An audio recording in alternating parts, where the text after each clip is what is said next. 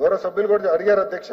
నేను 100% ఉపాధ్యాయులు కేవలం పాఠాలే చెప్పాలి. ఆ స్టాండ్ మేము తీసుకున్నాం సార్. యాప్ల భారం మేము తగ్గిస్తున్నాం, దాంట్లో ఎలాంటి డౌట్ లేదు. సింగులర్ యాప్ కి వచ్చేస్తున్నాం. సో ఉపాధ్యాయుల బాధ్యతలు ఏంటి, ఎంఈఓ బాధ్యతలు ఏంటి, ఈఓ బాధ్యతలు ఏంటి, హెడ్ మాస్టర్ బాధ్యతలు ఏంటి, సింగిల్ యాప్ తీసుకొస్తున్నాం. అదే యాప్ లో తల్లిదండ్రులు కూడా వస్తారు. సో వాళ్ళ పిల్లల అటెండెన్స్ ఏంటి, పిల్లల పర్ఫార్మెన్స్ ఏంటి, ట్రాన్స్పరెంట్ గా చూడాలి.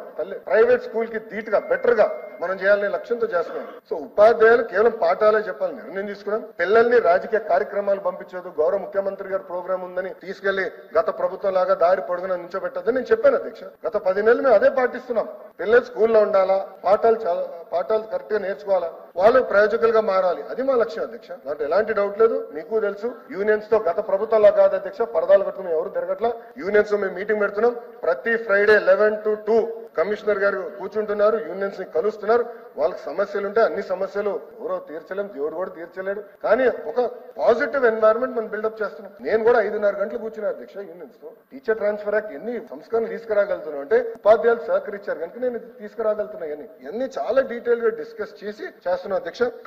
ఇంకో విషయం అధ్యక్ష, ఈ రోజు మీరు చూస్తే సింగిల్ టీచర్ స్కూల్ గురించి గౌరవ సభ్యులు మాట్లాడారు అధ్యక్ష. ఈ రోజు 12,512 పాఠశాలలో సింగిల్ టీచర్ ఉన్నారు అధ్యక్ష. ఇది వాస్తవం, ఫ్యాక్ట్. అంటే 30% పాఠశాలలో సింగిల్ టీచర్ ఉన్నారు అధ్యక్ష. అందుకే అధ్యక్ష మోడల్ ప్రైమరీ స్కూల్ కింద కనీసం ఒక 7-8 వేల మోడల్ ప్రైమరీ స్కూల్స్ వస్తే ఒక క్లాస్ ఒక టీచర్ అందించడానికి అవకాశం కలుగుతుందని బలంగా మీరు నమ్మారు. అందుకే మీరు ఈ సంస్కరణలకు ఒప్పుకున్నారు. అందరం కలిసికట్టుగా ఇది తీసుకొస్తున్నాం. దీని వల్ల లెర్నింగ్ అవుట్కమ్స్ ఇంప్రూవ్ అవుతుందని నేను బలంగా నమ్ముతున్నాను. సో ఒక పక్కన ఉపాధ్యాయులకి ఇతర పనులు తగ్గించి కేవలం పాఠాలు చెప్పే బాధ్యత పెట్టి, ఇంకో పక్కన టెక్నాలజీతో జోడించి థర్డ్ లెర్నింగ్ అవుట్కమ్స్ పైన ప్రత్యేకంగా ఫోకస్ పెడితే తప్పనిసరిగా ఫలితాలు వస్తాయి అధ్యక్ష. ఆనాడు మీరు హౌస్ లో ఉన్నారు, షార్ట్ డిస్కషన్ నేను ఒకటే చెప్పిన. శాసనసభ్యుడు గన్నబాబు గారు లాస్ట్ లో నుంచి నాకు మాట చెప్పాడు, ఎన్ని పర్వాలేదు, ఇంత డిస్కషన్ జరిగింది అద్భుతం.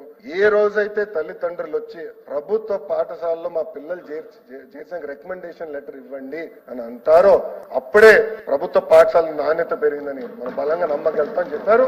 ఆ రోజు శాసనసభలో నేను చెప్పాను గౌరవ సభ్యుడికి, I accept this challenge, it's worth fighting sir, నాకు 2 years ఇవ్వండి, చేసి చూపించే బాధ్యత నేను తీసుకుంటాను గౌరవ సభ్యుడు చెప్పాను. దానికి కట్టుబడి ఉన్నాను అధ్యక్ష.